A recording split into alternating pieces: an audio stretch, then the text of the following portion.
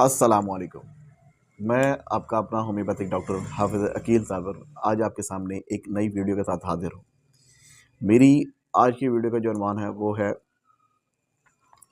दांत, उनके मसाइल, उनकी बीमारियाँ और उनका इलाज, होम्योपैथिक इलाज।